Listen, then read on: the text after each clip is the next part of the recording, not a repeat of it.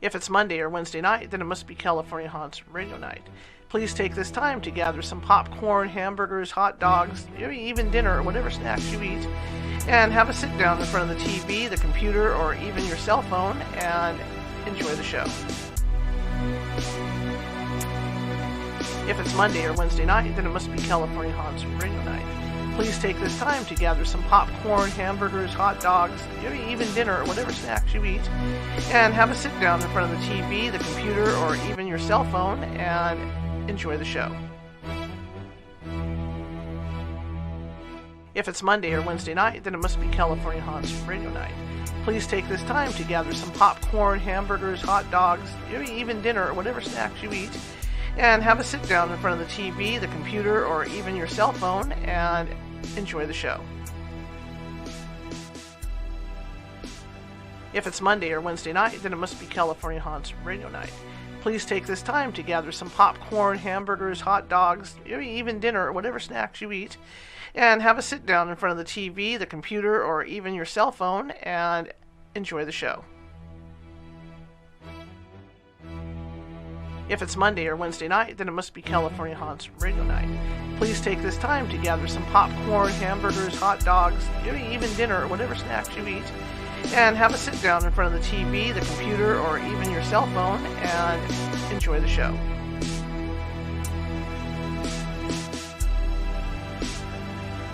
If it's Monday or Wednesday night, then it must be California Haunts Radio Night.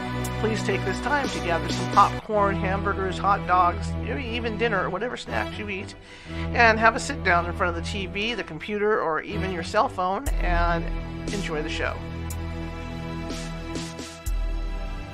If it's Monday or Wednesday night, then it must be California Haunts Radio Night. Please take this time to gather some popcorn, hamburgers, hot dogs, maybe even dinner or whatever snacks you eat, and have a sit down in front of the TV, the computer, or even your cell phone and enjoy the show. If it's Monday or Wednesday night, then it must be California Haunts Radio Night. Please take this time to gather some popcorn, hamburgers, hot dogs, maybe even dinner or whatever snacks you eat, and have a sit down in front of the TV, the computer, or even your cell phone and enjoy the show. If it's Monday or Wednesday night, then it must be California Haunts Radio Night. Please take this time to gather some popcorn, hamburgers, hot dogs, maybe even dinner or whatever snacks you eat, and have a sit down in front of the TV, the computer, or even your cell phone and enjoy the show. If it's Monday or Wednesday night, then it must be California Haunts Radio Night. Please take this time to gather some popcorn, hamburgers, hot dogs, maybe even dinner or whatever snacks you eat, and have a sit down in front of the TV, the computer, or even your cell phone and enjoy the show. If it's Monday or Wednesday night, then it must be California Haunts Radio Night. Please take this time to gather some popcorn, hamburgers, hot dogs, maybe even dinner or whatever snacks you eat, and have a sit down in front of the TV, the computer, or even your cell phone and enjoy the show. If it's Monday or Wednesday night, then it must be California Haunts Radio Night.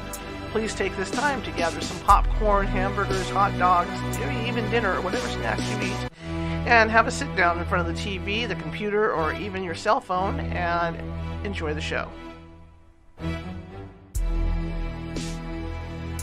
If it's Monday or Wednesday night, then it must be California Haunts Radio Night.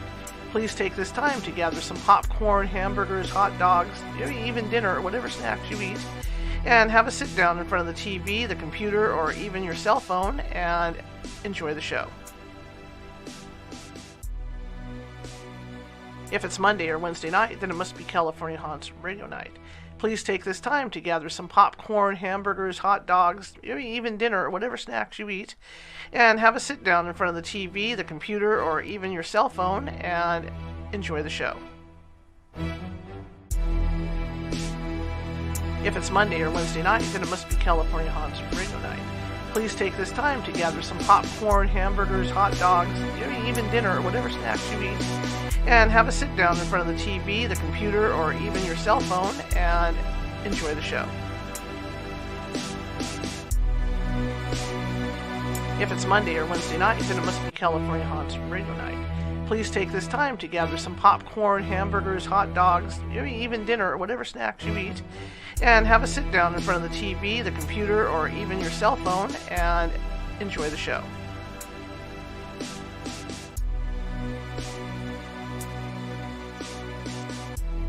If it's Monday or Wednesday night, then it must be California Haunts Radio Night.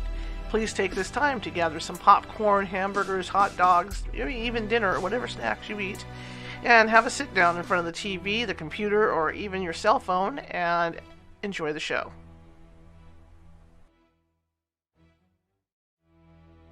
If it's Monday or Wednesday night, then it must be California Haunts Radio Night.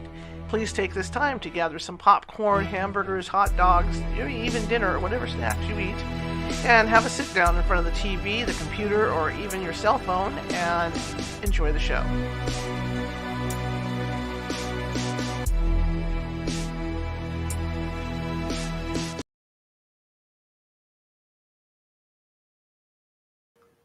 Well, hey, welcome to tonight's show. Sorry about that. I don't know what I was thinking. Anyway, welcome. It's a hot Monday. I think spring's over in Sacramento, so we had our last spring stuff last week, and now, boom, here we are in the middle of summer. It was 90 degrees today. I'm outside working in the yard like the fool that I am and not realizing, the Weather Channel had said it's going to be 90 or 85, and so I'm out there thinking, it's early enough to be outside, and I couldn't believe how hot I was. And now that the temperature jumped to 90, I can see why, because it was probably already 87, 89 when I was out there. Anyway, welcome to the show tonight. It's an interesting night. Just a quick warning, Xfinity's internet has been in and out all day. There's areas in Sacramento that are completely out. So if you suddenly lose me, that's why. And let me set up the chat room here just in case someone's in chat. But if you suddenly lose me, that's why. Xfinity, has disappeared on me. So Kaedrich just emailed me, said he was ready to go. And my name is Charlotte, and I'm your host. And what I'm going to do right now, I'll take a quick break, take a quick stop. I got my phone. I want to make sure he gets a link to the show to make sure he can get in. And then I usually don't do this on the air, but just bear with me this time. Sometimes because I send these things 3 or 4 days in advance, they get lost in the mail, so to speak, if you know what I mean. So let me copy this over and get this out to Kaedrich, make sure he's got the link. Unless he wanted to come on the phone, which he didn't say. So let me do this real quick and send it off to him. Aren't cell phones great? Let's see, link to show. You can hear my dog in the background. I have a set dog that just turned 17 years old today. There we go.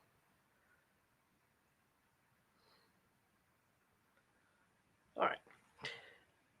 I have a dog that just turned 17, so she's still together, kind of together. Sometimes she isn't, so she might come down to the door because she knows I'm in here working, because I work in here at night too. She might come down to the door and you might hear her barking at me. That's her way of telling me she doesn't want me in here. So just bear with it. That's what she does. So she'll bark. Anyway, my name is Charlotte, and I am the owner of the there he is. Yay! I am the owner of the California Haunts Paranormal Investigation Team. We're based out of Sacramento, but we do have branches up and down the state of California, Oregon, Washington, and one in Hawaii, believe it or not. But anyway, it's great to be here. And I'm glad you're all here. And tonight we're going to have, I don't want to mispronounce this gentleman's first name, so I'm going to say Mr. Olsen. Mr. Olsen is on. He didn't make it the last time he was supposed to be on because of technical difficulties, but he's on tonight. So we've got him with us. And so I got some announcements to make as well, really quick before we start. I have designed some California Haunts radio t-shirts. And for those of you, that loyal listeners on here, who send me ideas for radio show guests that I'm able to do on the air, and if I do, and if I get them on the air, I'll send you a t-shirt. How's that sound? They're really cool t-shirts. I should have a couple prototypes by the first of the month that you guys can take a look at, and I'll show them to you on air. And what I'll do is I'll hold on to them, and you'll see them when the show starts. I'll announce that this is a listener request show, and I'll show it to you, and I'll put it right on my lap. So so it's kind of like I wore it. I don't wear a shirt and send it to you. Blah. But then you can see it, know that it was actually on the air and everything, and then after the show airs, I will send it to you. So that's kind of a cool plus. Anyway, Without further ado, let's get our guest on. Hello, sir. Hey, I'm great to be here. How are you? I'm just excited to have you on. Excellent. I apologize for last time, but I'm glad we can make it this time. Thank you so much for that. No problem. How's the weather in your neck of the woods? It's getting sunny and warm. Today was like 75, and we just got through a bout of some rainy weather, but we're definitely going to be having like mid 70s to 80 this week. I'm jealous. How is it there? We were doing mid 70s to 80s last week, and today was 90. So Ooh. that was the end of it, I think, for us. And we'll start going up into the hundreds here. Oh man, I'm So sorry. I'm jealous. I want to move in with you. We'll get there soon. We got another month and it'll be in the 90s to 100s here. There you go. Where do you live? I'm What just area? north of Denver in Okay. Colorado. Okay. Beautiful views too, man. Oh yeah, headed out towards Boulder from where I'm at. It's just the whole valley opens up before you and the mountains. It's extremely beautiful. Absolutely. Tell us a little bit about yourself, sir. Well, I'm still trying to figure that out. Well, let's see. For I grew up in a house that was almost ridiculously haunted. This is from childhood onward. I was born into this house. So you could set something down, turn around, it would disappear. Things would be moving right in front of you. I remember watching TV and literally seeing the dial change, physically change while watching TV. It was insane. And my parents, yeah, they're like, okay, that's just how it is here. That's what our house is like. And I'm like, great. So I learned to live with this at a very young age, very young age. But when I started having my own encounters, when my parents realized I was actually communicating with these beings and having some discussions with them, they said, okay, we need to go to this church, this other church. Because at that time, I think we were going to a Lutheran church. And then we went to a place called the Temple of Harmony. It's a spiritualist church.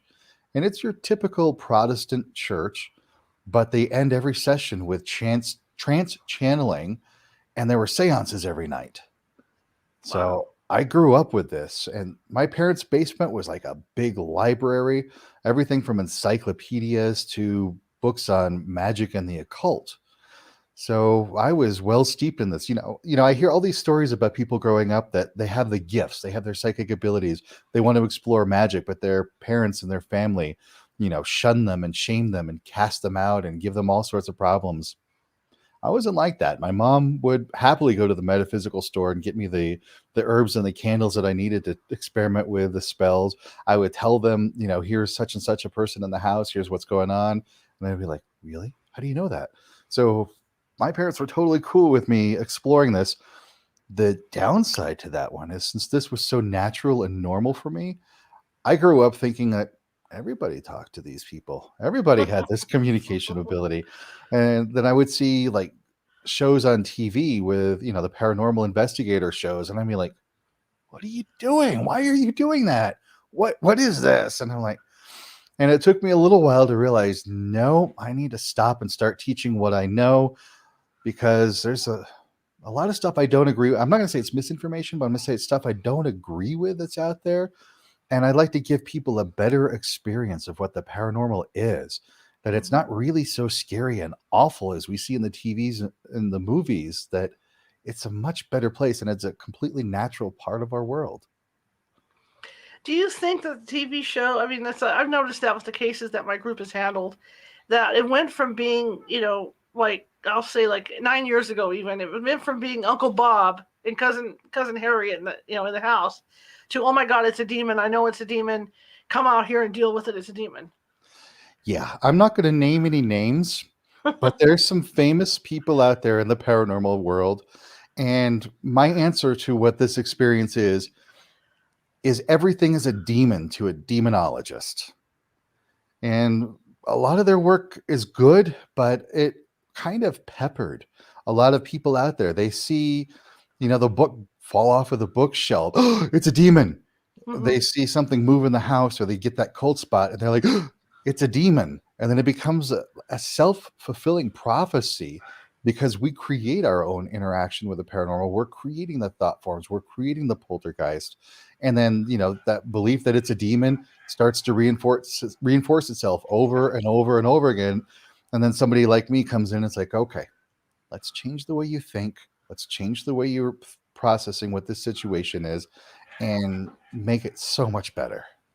I'm sorry about the heavy breathing. That's my other dog. When it gets hot, she gets like that. So, I've got a you gotta husky. keep I going. totally understand. Yeah, this has been interesting to me, watching how people's attitudes have changed over the years. Like I said, in the beginning when you went out, it was grandpa. It was Aunt Helen or somebody when you went out. But now before you even go out, they're insisting it's a demon and you need to come out and deal with it and all this stuff. And it's just like when you try to tell people, it doesn't work that way. We just can't go out and say it's a demon and go after it. We have to find out what we're dealing with first. That's exactly it. And I have gone into numerous people's home telling me, here's what this thing is, here's what it's doing, here's the problem, get rid of it. And I come into the house and I'm like, no. If there was maybe occasional times something negative that was there, but not destructive or harmful, and I taught them how to remove this problem from their house. In the meantime, it's like, no, let's sit down and have a conversation with the spirits in the house. And let's really get to know that we see that, it's Uncle Bob and Aunt Harriet that's really here hanging out, or if it's somebody passing by, or there's so many other things it can be, but it's not a demon. Yeah, I agree with you 100% on that. 100%. Now I understand that you studied a lot of the Nordic stuff. Tell me about that. That fascinates me too. Absolutely. That was part of my growing up. Like I said, my parents' basement was so full of books. I could read about anything. And my favorite book, it's even on the bookshelf behind me. You can't see it here, but it's Secret Teachings of All Ages by Manly P. Hall. It's this massive tome-sized book where he's talking about the secret teachings of different mystery schools, from the Eleusinian mysteries to the Odinic Brotherhood to the Masons and Rosicrucians. And I was fascinated by it, that all of these different mystery schools were basically saying the same thing as each other. They were just using different words and different symbols. And so I said, okay, if I need to understand what this metaphysical, esoteric world really is, I need a control group. I need to come to one system that I learned thoroughly, that I can test everything against. Well, at that moment in my life, I was listening to some crazy music from England from a band called Sabbath. I was reading a book called The Way of Weird by Brian Bates. I had picked up my first set of runes from Ralph Blum, and all of these pieces fit into place. And I went, okay, fine. This is where I'm going to start exploring. And, for me and the runes, we hit it off right off the bat. Like it was magical. Like the runes sung to me right away.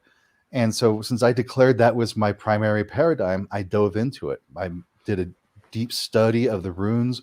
I did a deep study of the literature, which there's a lot of primary Norse literature.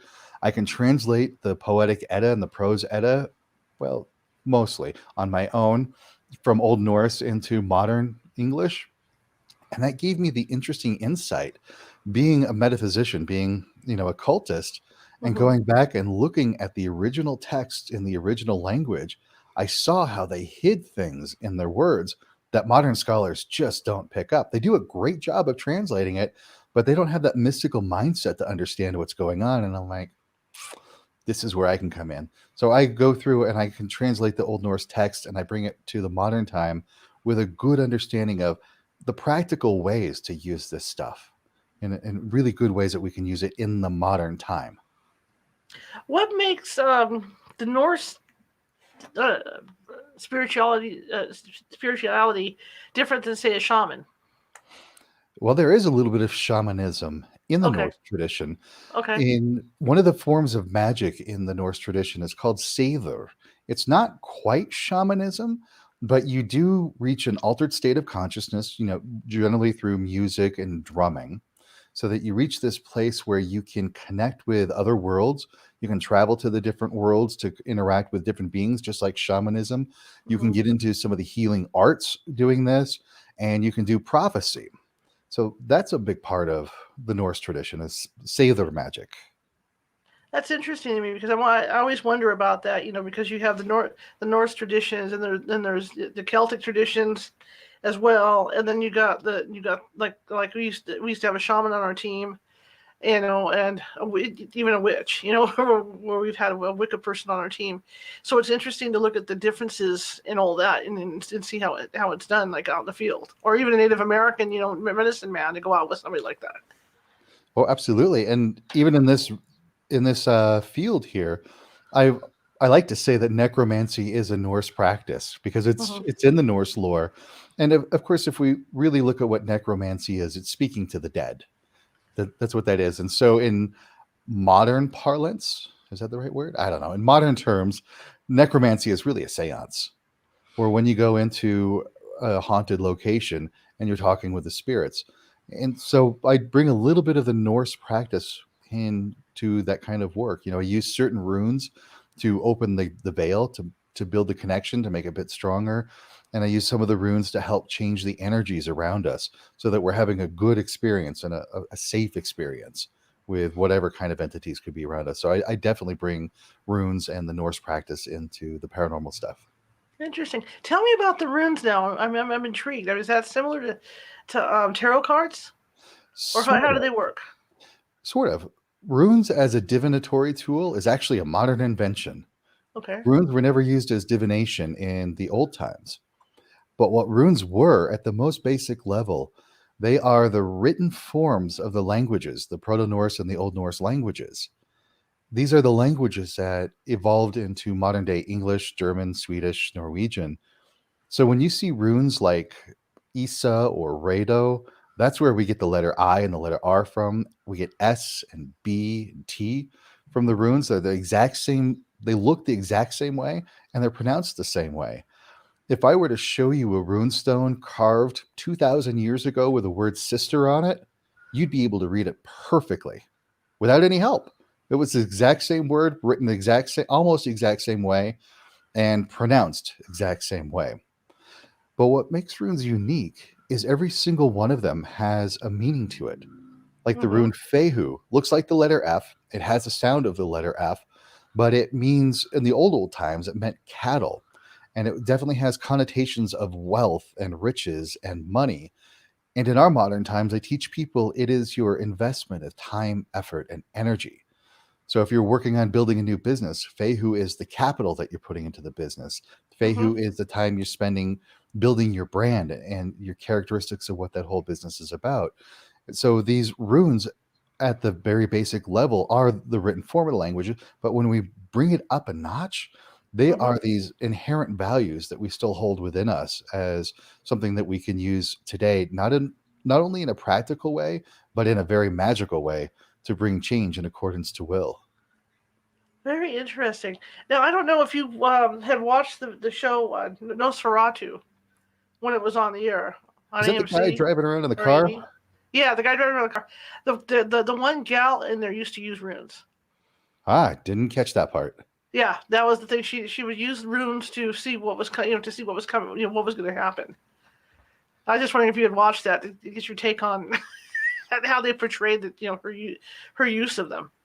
That part I can't comment, but what I can comment on is if you saw the movies Frozen, like Frozen 1 Mm-hmm. and Frozen 2, Disney hired Jackson Crawford, who is head of the Scandinavian Studies Department here at University of Boulder, and he did the runes accurately in those movies. Now, when you see a movie like the Lord of the Rings or the Hobbits movies, Mm-hmm. when you see the dwarvish writing, they are using runes, but they're not doing it correctly. They're not spelling out actual words. I mean, they're more for aesthetics. And somebody like me gets Right. to watch that. I'll pause the movie. I'm like, "Ooh, what are Of they saying?" course. And I'll Of look at course. it. And I'm like, "Okay, unpause. Let's go back to having fun with it." That's why I wanted to ask you about that, because that was a focus of this other gal that and every time she would do it, something would happen. She'd get real sick afterwards. Something would always happen. But anyway, yeah, that's really interesting to me. So you so you work with runes. How do you do that with your? I know you have a book out on it as well. Mhm. And so how do you do that with your clients? How do you teach people? Do you teach people how to use them, or what do you do? Yeah, in fact, one of the types of ways of working with clients that I've really building out more, and I'm Mm-hmm. realizing that the need for this is I call it a power reading. It's where we sit for about an hour and a half. We talk about the challenges and the goals that my client wants to have. Mm-hmm. And I've got my set of runes. It's over on my altar here on the other side of the room. I got my set of runes and I'll break those out and I'll do some divination with runes, even though it's a modern concept. It still works, still valuable. So I'll sit and I'll do some reading with the runes, talking back and forth to see if it makes sense with them. And then invariably, I'll get an idea of what runes to put together that we can use magically. So we first do it passively as a receptive tool to see what's going on in the Mm-hmm. world, what they need to do. And then I'll identify a few of the runes that will help them. And I'll put them together in what's called a bind rune. It's where you stack the runes on top of each other and you create a sigil. And every rune has a special sound to it. Like, Fehu has that letter F, Uruz is an U sound, like the letter U. Mm-hmm. And we'll create what's called Galder. Galder is an Old Norse form of magic using runes. It's where runes are sung. And then we'll do a little bit of a ritual. We'll call in a deity if we need to, like, Odin or Freyr, any of the Norse gods we need to. And then we'll actually put these runes together as a magical formula to cast those energies out into the world so that they have this magic working for them. And if you were to catch my book, Runes for Transformation, we kind of do the same kind of thing. I'll tell you how to do a bit of a rune divination in there. And I'll talk about the runes in a few different ways. I'll talk about how the runes were what the ancestors saw the runes, the Old Norse people did. Mm-hmm. And I'll look at it as a modern concept. What do we do in the modern world with these runes? What do they mean to us? And then I invite you to explore what that rune means to you. So, like we talk about Fehu is about money and value and that sort of thing. I'll invite you to look at what is your Fehu. What is the value Mm-hmm. you bring to the world? How do people see you? What is your value system even? And then I will guide you through the process of creating a runic mantra. So you can put the runes together in a formula that we really do build a mantra, like it is my will, or I am doing this, or I am achieving this. We really will create a mantra. And then you put runes into that one so that you create the runic formula. Then you can go into your ritual chamber and do some rune magic. So it's like completely comprehensive rune work in this book. That is really cool. That fascinates me because I've never seen anybody work with runes except on TV or movies. Right. That would be And fascinating to see. That'd be really interesting to watch. As a difference. I mean, the closest thing I've come to runes is mahjong tiles. you know, and when I think truth it's funny. When I think of the designs on runes, I think, oh, mahjong tiles, but no, that's not right. Slap me. and truthfully, we don't even need to do runes like that because I know exactly what we're talking about. They're on the little stones or the little chips of wood Right, or right, right, clay. right, right. And they have little, little Mhm. designs on there. The runes that I have are actually on long pointed sticks. Oh, the They're long about ones. 6, 7 inches long. And when it comes to doing runes and magic, we'll put them down on a piece of paper or we'll paint them onto a stone or carve them into wood, that sort of thing. And so they don't need to be on those little tiles or those little pieces of stone. They're letters. They're just like letters for what we do in English. And so sometimes I'll even, as part of the rune work, go back and look up old Icelandic words and we'll use power words based off of runes because it's a language. That's true. That's true. I've seen those though at the Celtic fairs. The Okay. ones you're talking about. I've seen those. So I'm really fascinated by all this. Um, so you can take those runes and you can actually are you able to do like a daily reading with that too, to kind of like a horoscope thing to apply to what you're doing that day? Absolutely. If you want to, wake up in the morning, grab 3 runes out.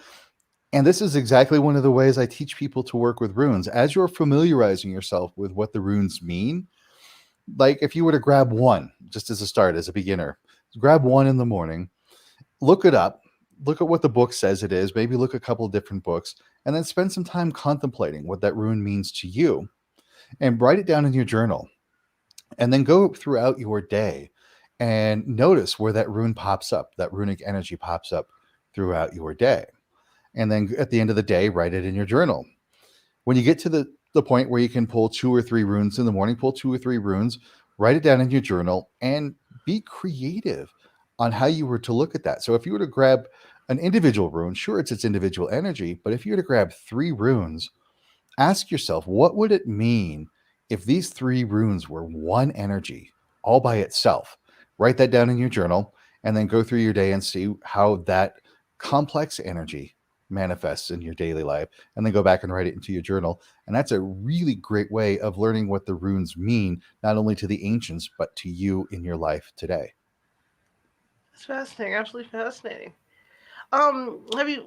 Can you tell me about any particular rune readings that were really successful for you with people that people were really, I don't want to say turned on, but you know what I mean, were real thrilled with? Oh, let's see. Let me think if I have any popping off of the top of my head. I mean, I remember some years back, this is how eerily specific runes could get.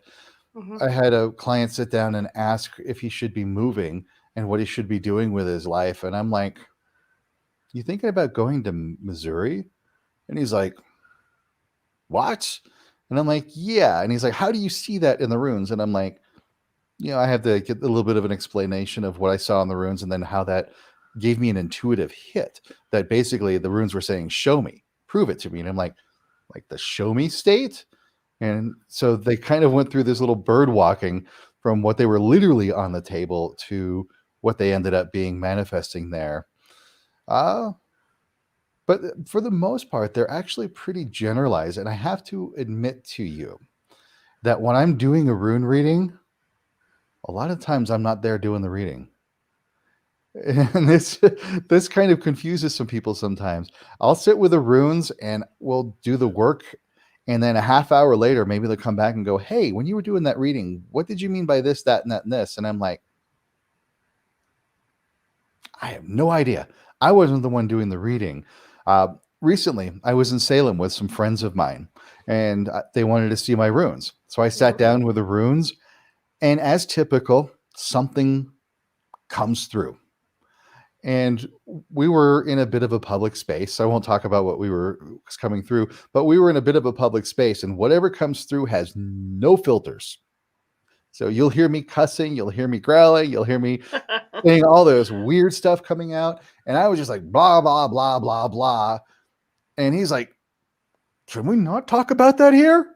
And I'm like, what?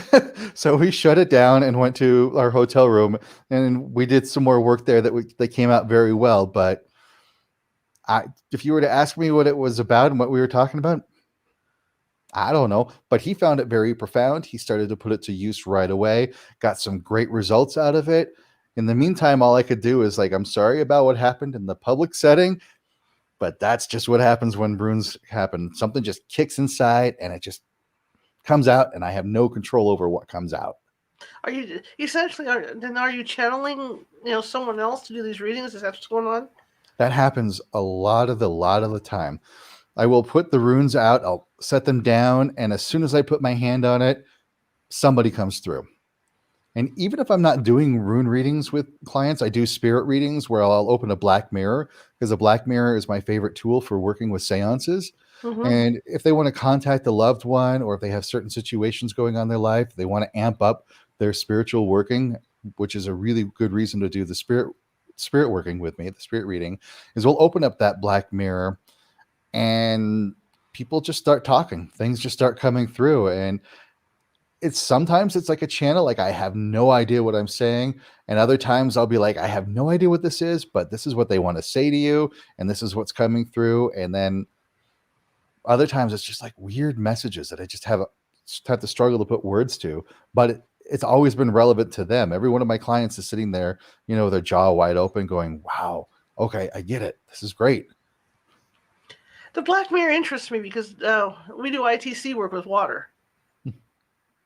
To have the faces come up and all that. How does a black mirror work? It's a very similar concept. I don't do it with scrying. Okay. But what it is for me is I use it as a portal to open to the other side, as kind of a conduit to allow the spirits and the beings to come through, especially if they're higher level beings and ascended beings. This gives that vehicle for them to come through. And the very nature that it's like a black mirror helps Mm-hmm. to shift our visual perception from a 3D environment to a multidimensional environment. The colors that come through are vivid and bright, but you'll never be able to name them because they're not colors that we recognize, but you can see them. You can see faces, you can see images.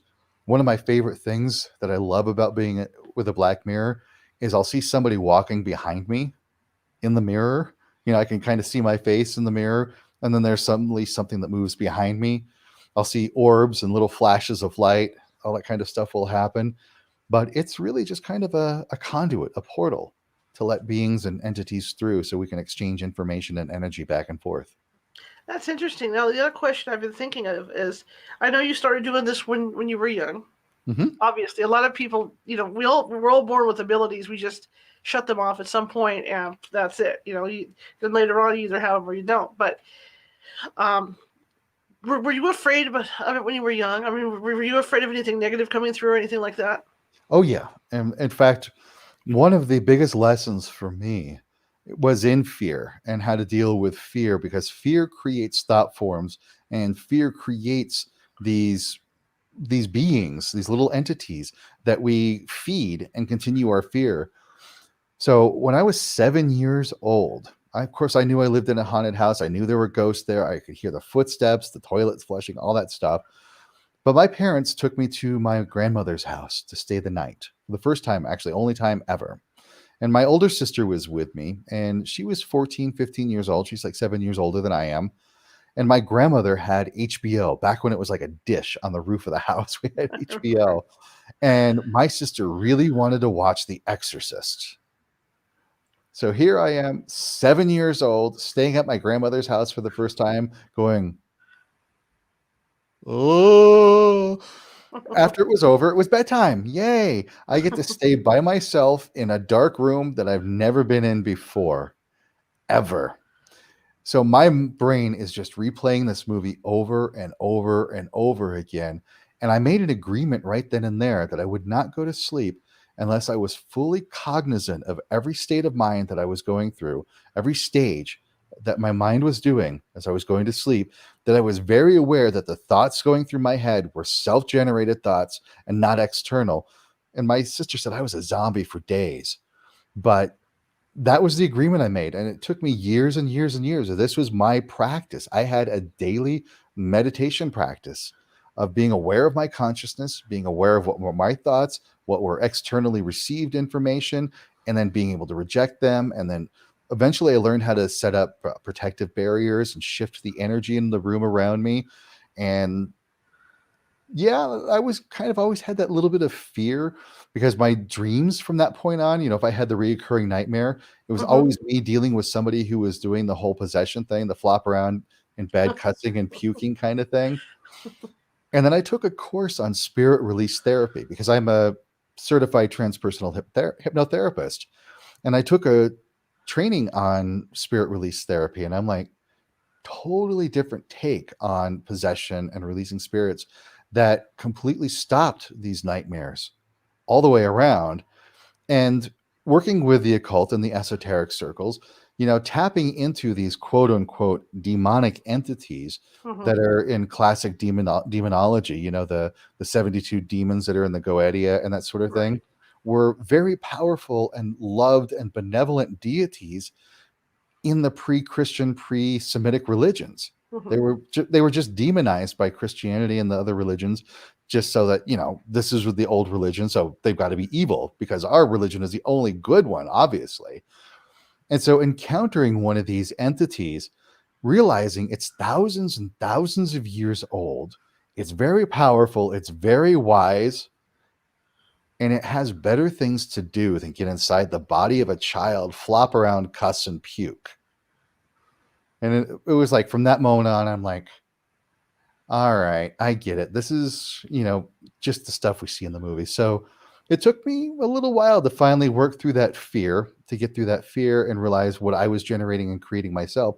But it was so beneficial because it's one of the things I help to teach people. And I help people get through all of this negative stuff and to go into a place where they can be safe and protected from paranormal things because they realize that they can create the experience for themselves rather than being a victim of it, which is what I learned over the years how to do on my own. That's a saying my dad always had too. Was if you wish long enough and you hope long enough and you dwell on it long enough, your your dream will come true. I mean, that was his thing, and that wasn't about positive stuff. It was about negative stuff. But that's what he would say. And so, Yeah, yeah, I've been able to apply that in doing this kind of work as well.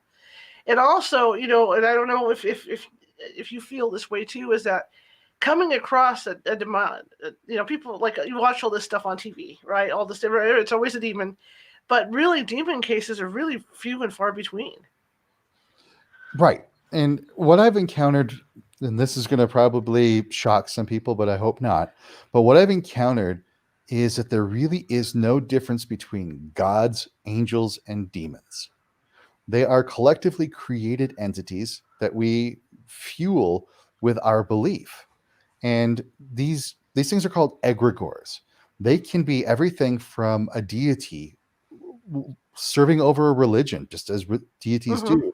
They could be the angelic messengers. And if you remember right, if you read the Bibles correctly, angels in the old time were kind of genocidal maniacs. They weren't peace, love, and light, happy, fun things. Right. They were horrid, awful things. And we do the same thing with demons. We tell these stories about these horrible, awful creatures coming to get us. And the more we believe it, the more people believe it, these things become very real. They're very much out there. To the tune, if we were to talk about like a haunted insane asylum, Mm-hmm. yes, there were absolutely horrors that happened in those places. People died there under very horrific circumstances. There is a lot of bad, negative energy in there. Mm-hmm. There's a lot of fragmented souls that are wandering around in there. There's a lot of torment still happening in there. And the stories we tell about these places, the things that happened there, the paranormal experiences we have. And when somebody goes into this place and they encounter that dark demonic entity, those are the stories that create that egregore of that insane asylum. And it is fueled by these stories, by our belief. And it's also fueled by the suffering and the torment that goes on in these places by the spirits. So you send a paranormal investigative team there. Yes, you're going to find those fragments of souls and spirits wandering around, reliving those tormented parts of their lives. But if you go in and you try to clear that away, you're taking away kind of the food source, the Mm-hmm. sustenance for this egregore, and you do not want to mess around with egregores. They are the big bag nasties. Those are the things that people swear up and down are the demons, and in essence it is.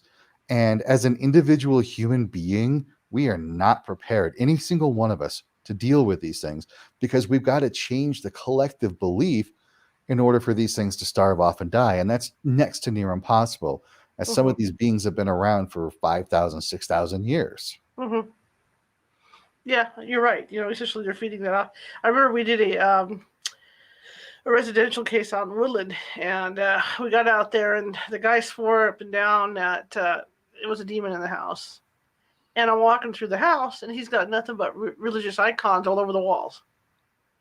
And I looked at him and I said, I can tell you right now, it's not a demon. And he goes, well, how do you figure? I said, you see all those things you got on the walls? If this was a demon, they wouldn't be there to Exactly. start off. As it turned out, the guy had a tumor growing on one side of his brain. Oh, And a lot of it was poltergeist activity where he was having these thoughts and he would attack his kid. Just it was him causing it, is what it came down to be. But trying to convince somebody who was that irrational that it wasn't demonic took a lot of work to do. A lot of work. that is one of, I think, the biggest challenges we have working with the paranormal is working with cultural bias. Mm-hmm. People grew up in their communities insisting this is how the world works. This is exactly what is in the world. And their connection and their sense of belonging with those communities are tapped into what they need to believe and what they need to say. Otherwise, they'll be shamed and shunned, which they don't want to do. And when it comes to something going on in the house that is counter to the culture that they grew up in, we are going to be swimming upstream to try to re educate them. So, what I like to do is I give them little techniques to immediately mitigate the problem. So, it kind of proves to them that I know what I'm saying and that I can Mm-hmm. help them out. And as they try these techniques out, I give them a little bit more and a little bit more. And that helps me to open the door so I can to improve the education and I can help to rewrite their cultural belief in a way that still sits them in their community so they aren't cast out, but it gives them the help that they need. That's interesting. That's really interesting. Yeah, I was reading a little bit about the work you do on your website. And how you even help paranormal teams, with stuff to get them to understand better, you know, when they go out in the field. It's taken years for my team. I've been doing this almost 20 years. It's taken years to get to the point that we're at, to where we have the understanding to go out and talk and really talk to people and get to the root of what's going on, and then try and deal with it. Just like you get people all the time that want a blessing on the house. Mm-hmm. And I go and I said, we don't even know what we're dealing with yet. We can't just go out and do a blessing. It's not one size fits all. If it's Native American, we can't go out and do a Catholic blessing on a house if it's a Native American spirit. We have to physically go out with one of our sensitives and see, who and what we're dealing with. Yep. That's exactly why I put that course together, is I got to put my money where my mouth was, because I have a good friend who works with one of these paranormal shows. I'm not sure if I should be dropping names or not, but she works with one of these paranormal shows as a psychic. And I was working together with her and a lead investigator from a team in New Orleans.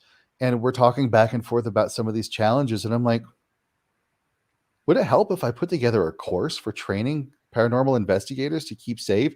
And both of them were emphatically, yes, these people need this. We need this badly. And I'm like, okay.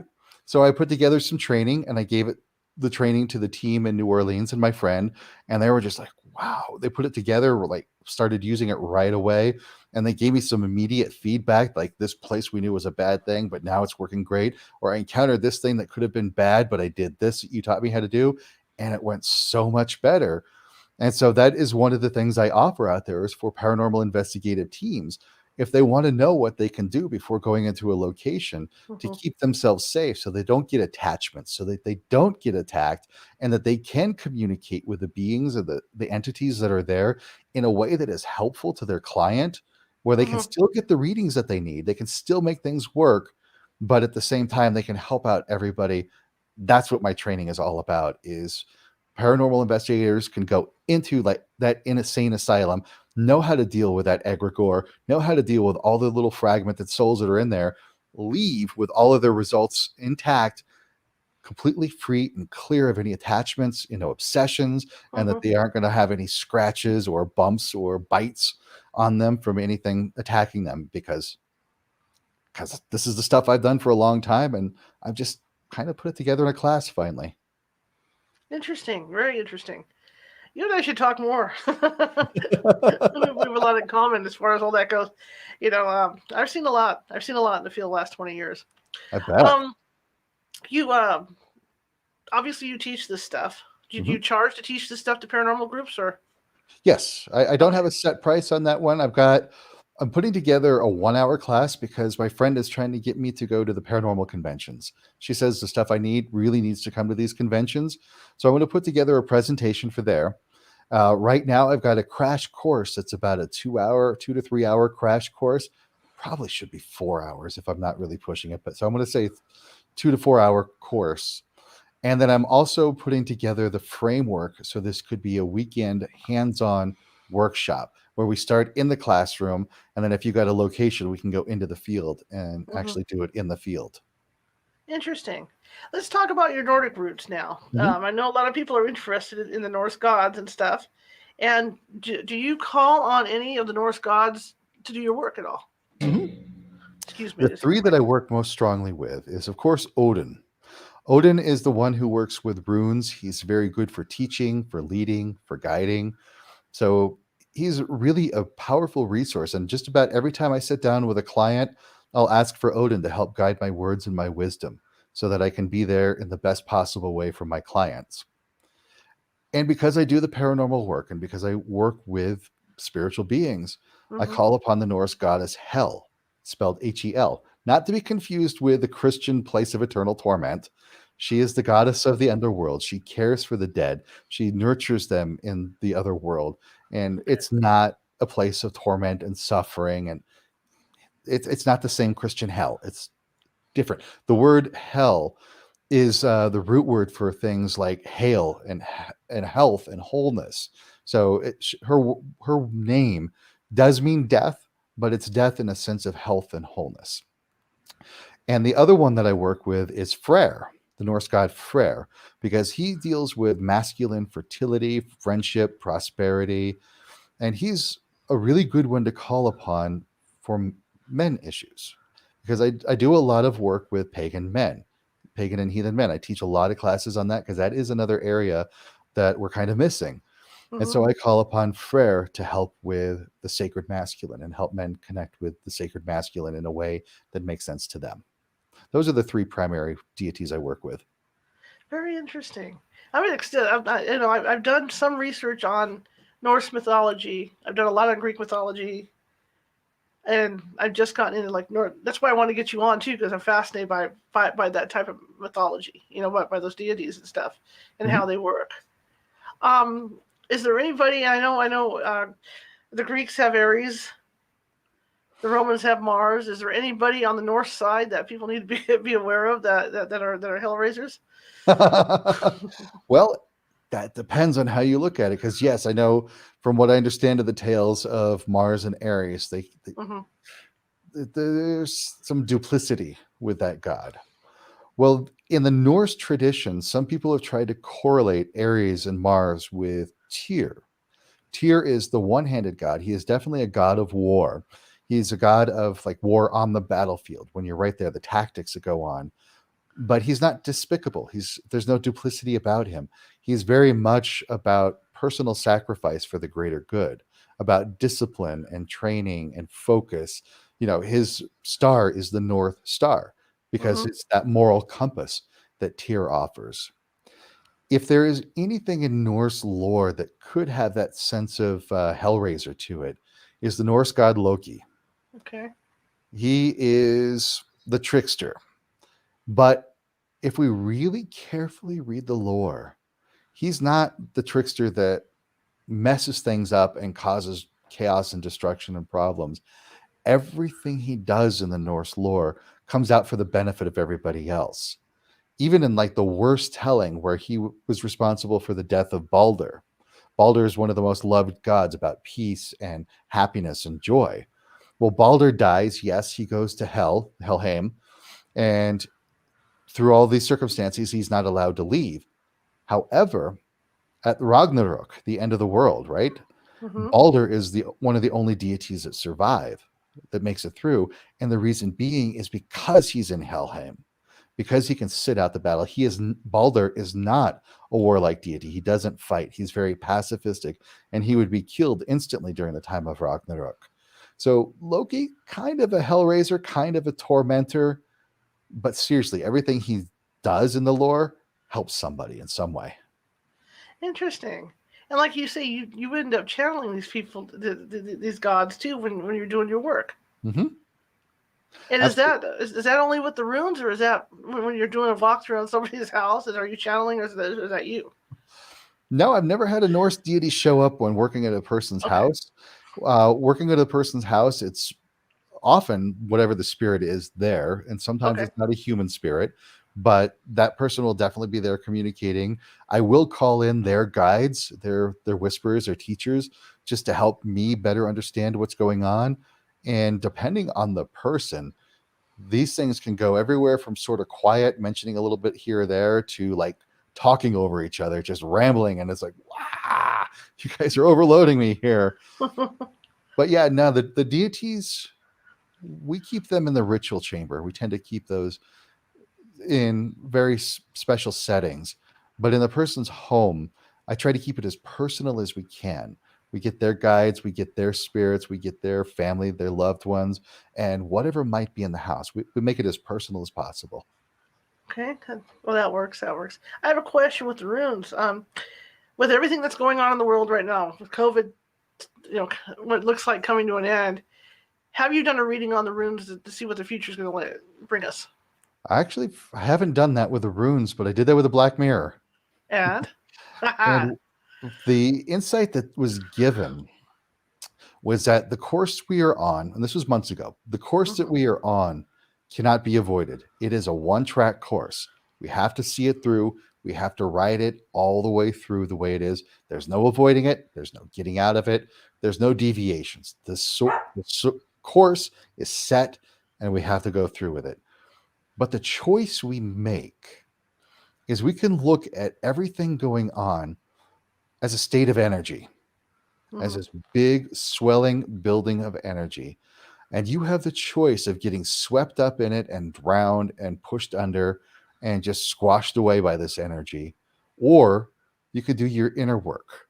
You can do your spiritual work. You can do your own work inside your own mind and your own psyche so that you could ride that wave. You can get on top of the wave and ride that wave into a better state of being, into a better state of existence.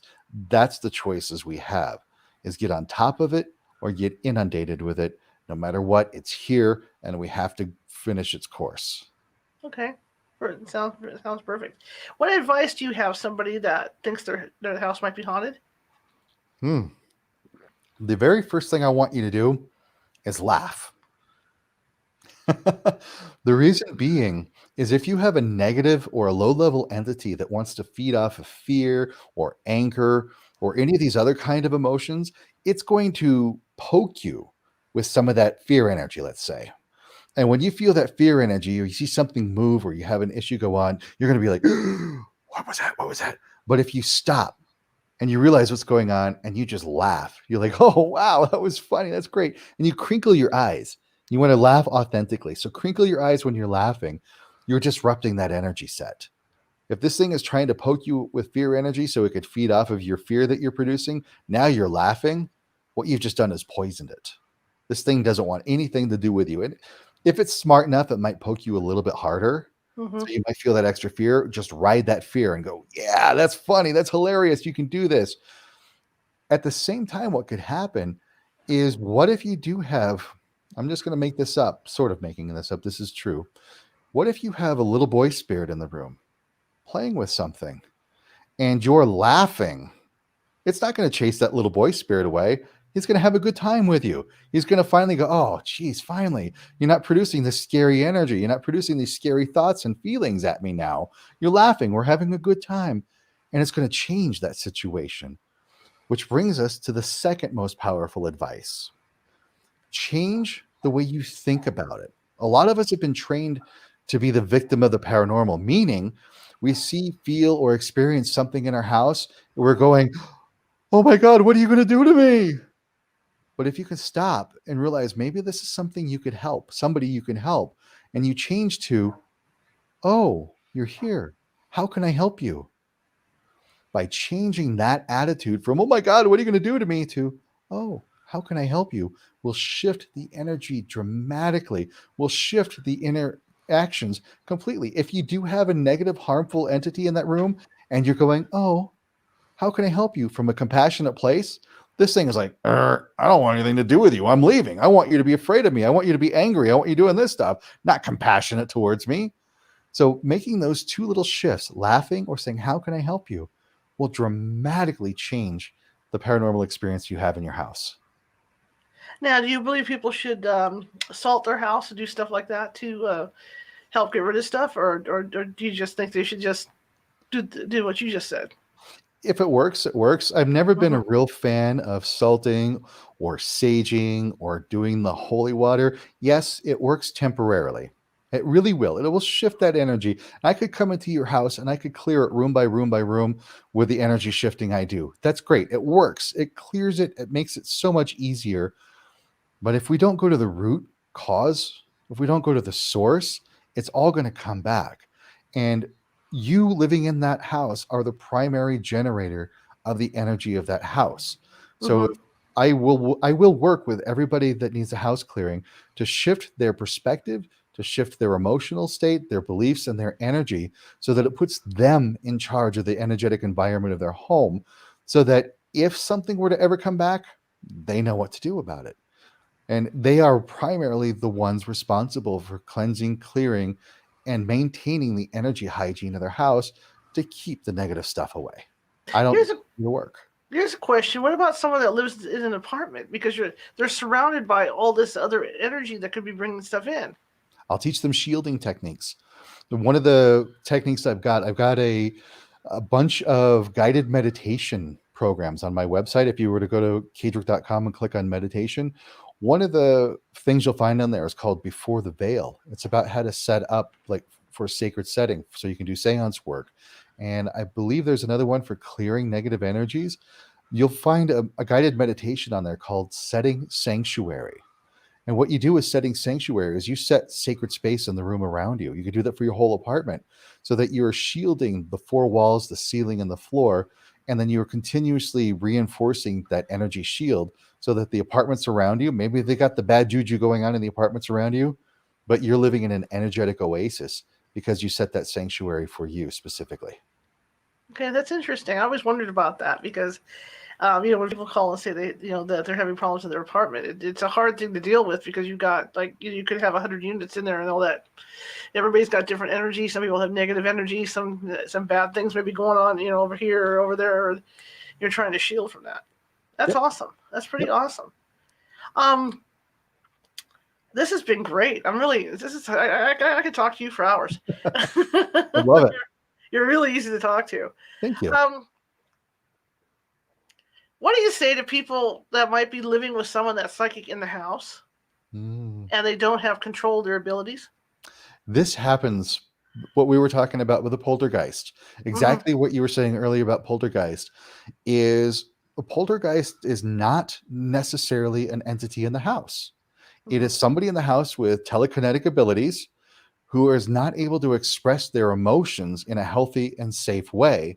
And because they can't express it, it's building up inside, and that energy needs to release somehow. And that energy will release as poltergeist activity. So we'll work with people, and sometimes I might not be the right person to do it. I am trained with transpersonal counseling. I am trained for transpersonal hypnotherapy, so I can help to a certain point. But ultimately, what has to happen is everybody needs to have a safe way to release their emotions, to express their emotions, to say what needs to be said. Because quite often, when we see a poltergeist, and I call it a poltergeist effect, it's because there's an adolescent in the house, usually an adolescent female. And what's going on is we've got all those hormones raging in their body. They've got all of that energy and that emotion going on in there. But mom and dad are like going, oh, just shut up and go back to your room. I don't want to hear it. Children should be seen and not heard. I don't want to deal with this stuff. Don't tell me about your imaginary friend anymore. And meanwhile, that kid's going, which is often why I hate to say it, but it's usually the father ends up with the scratches because that's the poltergeist. That is that child releasing that telekinetic energy going, I need to let this out. So we have to create a safe environment for those emotions to be expressed in a healthy way. And then you'll watch that paranormal activity just descend dramatically as that emotion can get released and expressed in a good way. You know what's fascinating? A lot of people don't realize this. That they knew about this stuff even back in the 30s. Mm-hmm. Because if you watch the Waltons, and I came across it by accident, there's a episode called The Changeling, where Elizabeth is turning between 12 and 13, and things start happening in the house, and they don't know how to deal with it. Radios are turning on and off. I mean, it's stuff like that. Stuff's flying, rocks are falling through the window. And it turns out that Corbeth Godsey knows about it. And that's how they figure out what's going on with her, that she's doing poltergeist activity. So if you guys want it's a really good episode. So if you guys are interested in seeing how that works, like what he's saying and how they dealt with it and whatnot, it's a good episode to watch. It's called The Changeling. Is that the episode where the girls are talking to each other and they say the ghost will eat your mouth off first so that you can't scream? I don't know. I can't remember. It might be. I remember one of those ghost episodes from Little House on the Prairie, and that always gave me a chuckle when I thought about that. But it was interesting to find that Walters. In fact, I used to have a DVR for clients, who had kids that were going into their teen years, and I'd be like, no, it's nothing to be afraid of. Look here, they had it back in the 1930s when they knew about this stuff. Absolutely. Oh yeah, this stuff has been around for a long time. This is why I would say trust folk wisdom. We talk about different cultures and upbringing can give us some information that we need to work with. But if we go to some of the old folk traditions, they kind of had a bead on what was going on and ways to solve it. And to our modern, logical, rational mind, we're going to look at that and go, huh, But if you try it out and you try it out with a spirit of an open mind and authenticity Hmm. to see what goes on, you might be surprised just how that stuff works favorably. We were talking about the different deities earlier. And going back to my teens, I always felt that there was one deity over everything. But okay, and then there were the co-deities, right? Mhm, Like you talked about the Norse gods, the Greek gods. mhm. So my thought was always there still is one deity over everything, but each culture makes that deity in its own image. Yes, that is absolutely true. That's why I love the term parapsychology. Mm-hmm. You cannot remove psychology from the whole paranormal experience. And you're right. If there is, and this is just my thinking, if there is one overarching deity, one overarching creative force, I would say that would be the collective unconscious of humanity. We can experience that as this powerfully creative deity, and it is from that collective unconsciousness where we create all of those other subset of deities, those other hypostases. And sometimes a deity can actually be an ascended being, like a human being that achieved a higher state of existence, Mm-hmm. or being, and I will say other beings in different dimensions, maybe other planets. Yeah, I know, maybe. But I have encountered high level beings that were not human generated at all. They were definitely high level beings, and I have no other way to describe them than ascended masters or ascended beings of some kind. But people in different cultures would look at them and go, "Wow, that's a god, that's a deity," and like, sure, why not? Absolutely. Yeah, that's what I've always felt over the years. There's something else that was. Oh, I know. Somebody had done a study. I wanted to ask you what you thought of this, Mhm, because we were talking about how your mind can create stuff, mhm. negative stuff. A couple friends of mine who were EVP experts over the years, Constantinos, I think, had a theory about a lot of EVPs that people were getting as ghost hunters. That in a lot of ways that they were creating these EVPs in their mind, and that's what was coming through on the recording. Do you think I that's think possible? yes, I think it's all very possible. I do think that there are beings out there that can manipulate the electromagnetic frequencies in such a way Mm-hmm. that it can come across through the tape head and through the tape recording. I do think they can work with sound because I've heard them. I've actually heard spirits talking. And I Mm-hmm. know that would get recorded on the tape.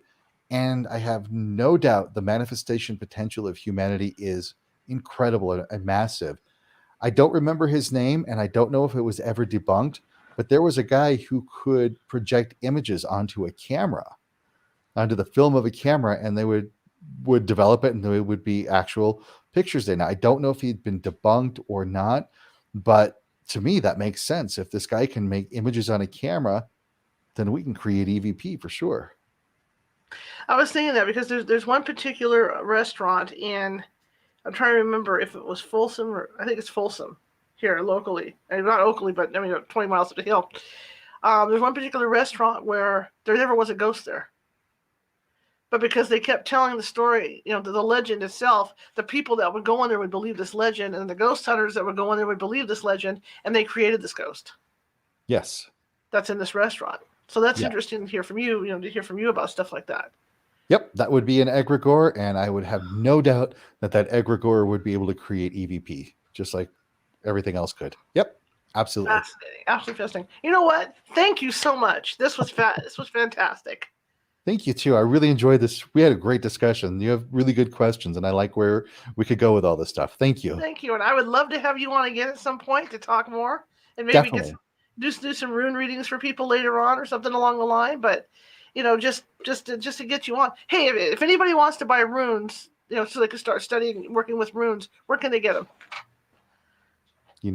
I usually have people make their own, but I guess you can buy them on Amazon. Go to your local metaphysical store. Help support Mm-hmm. the local mom and pop shops.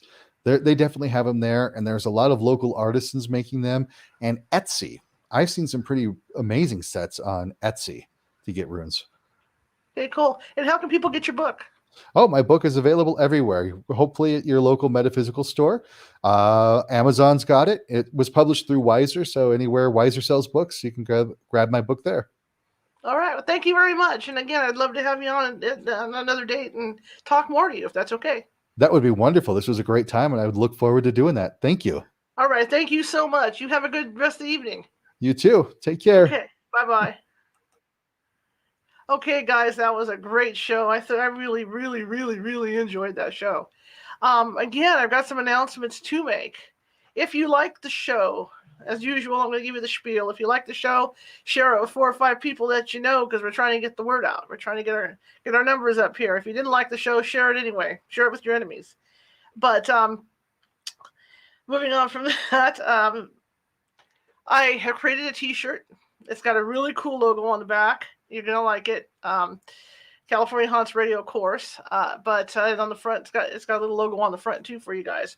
And what this is that I spend a lot of time putting my guests together and getting my guests. I could use a little help from you guys.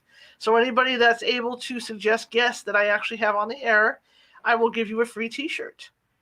Okay, and what I will do is when that person is on the air, I will show you the T-shirt. I will tell everybody who suggested the guest. And I will actually put the T-shirt on the desk next to me. I'm not going to put it on, to send a T-shirt that somebody's worn, So I will put it off to the side so you can see it, or up over the back, even the back of my chair back here, right? And if I use your suggested guest, I will go ahead and send you a T-shirt. So that's pretty fair, pretty cool. Then you could advertise some more for us. I'm glad you guys joined us tonight, and I love this guest. I can't wait to talk to him again. And Wednesday, we're going to have a blast. One of our favorite guests is coming in, one of our buddies, the Coca-Cola man himself, Larry Jorgensen's coming in. He had asked to come on before the Indy 500 to talk about Coca-Cola. And so he is going to be coming on Wednesday at 6:25, 6:30, 6:25 start time. And one of the reasons that I'm excited to have him is one of our listeners, Pamela, and her husband were out driving around Wisconsin, and they went into a little Stop and Shop, and they came across, and I don't know how this would taste because, but they came across Coca-Cola flavored Tic Tacs, and they sent me a photo of these Tic Tacs. So I want to run that by Larry and see what he has to say about the Coca-Cola flavored Tic Tacs. So I can't wait to get Larry on here, and we can have a nice, good talk with him. The following Monday, I did that show where I talked about a lot of the local haunts around this area and in the Gold Country. Well, we're going to be talking about them again, but Karen Clark has agreed to come on the show. And so at one time, she was our lead field sensitive. She's had some health problems, so she hasn't been out in the field, but she'll be coming on to talk about some of those cases that I was talking about and some of the stuff she's run into while we were on investigations. So be looking for that for Monday's show. Anyway, I'm glad you guys came by tonight, and I will see you on Wednesday. Okay? And have a good evening. In fact, hang on, don't go anywhere yet. I got some stuff to show you here. I'm running slow tonight. In fact, I'd like you to be able to visit our guest website. So there you go there. If you want to get some of those meditations he was talking about.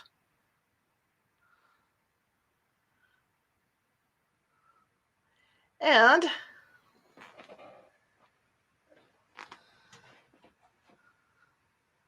there we go. Write that down, guys. And here's where you can get his book.